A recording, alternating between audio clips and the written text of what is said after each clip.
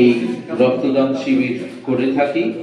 এবছরও নবদ্বীপ ব্লাড ব্যাংকের সহযোগিতায় নবদ্বীপ পৌরসভার সাহায্যে রামকৃষ্ণ মিশন নবদ্বীপ শাখার তরফ থেকে এই রক্তদান শিবির শুরু হতে চলেছে। রক্তদান শিবিরে আমাদের মধ্যে উপস্থিত আছেন আমাদের প্রিয় কাউন্সিলর মিহির পাল মহাশয়, তাকে আমরা শুভেচ্ছা অভিনন্দন জানাই।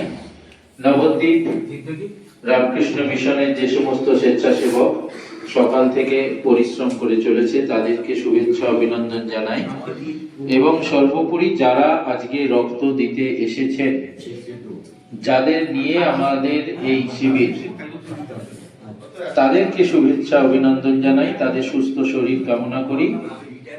আমাদের একদম পরম শহীদ তাপস খা মহাশয় আছেন, তাকে আমার শুভেচ্ছা অভিনন্দন জানাই।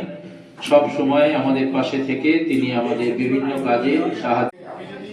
এখানে রক্তদান করতে পারি তাহলে আমি নিজেকে সৌভাগ্যবান মনে করবো। এই কারণে মনে করবো যে রামকৃষ্ণ মিশনের মতো জায়গায় আমি রক্তদান করছি। আর রামকৃষ্ণ মিশন রক্ত অঙ্গনের ক্ষেত্রে, সমাজ সেবার ক্ষেত্রে যে অবদান রাখে সেটা আপনার চোখকে দেখতে পাই। এবং যখনই ক্যাম্পটা বুক হয় তখনই এখানকার প্রতিষ্ঠানকে আমি কথা দিয়েছিলাম, যদি আমি ভালো থাকি, সুস্থ থাকি, আমার শরীর ভালো থাকবে, আমি অবশ্যই রক্তদান করবো। আমার খুব ভালো লাগছে, মহারাজের মাধ্যমে আমরা সার্টিফিকেট আমি পেয়েছি, খুব ওটাও আমার কাছে খুব বড় জিনিস। কারণ রক্ত দান করতে হবে আগামী দিনগুলোতে।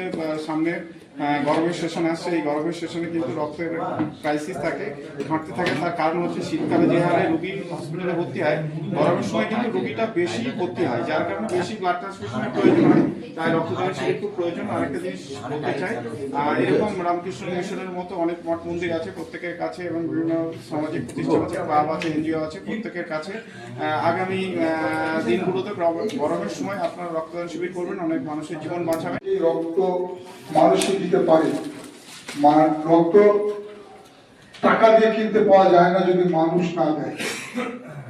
সে কারণে রক্তদানের অসীম গুরুত্ব।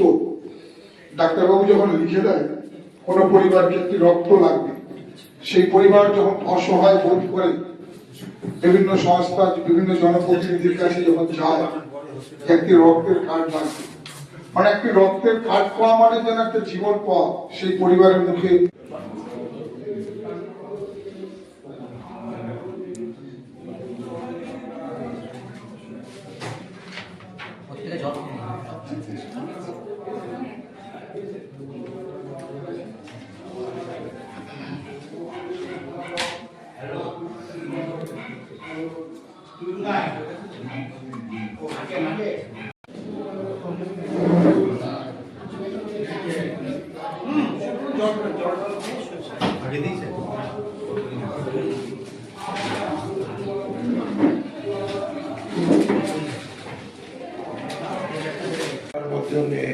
বক্তব্যের মধ্য দিয়ে সমাধান না করে কর্তব্যের মধ্য দিয়ে উজ্জ্বলিত হয়েছে।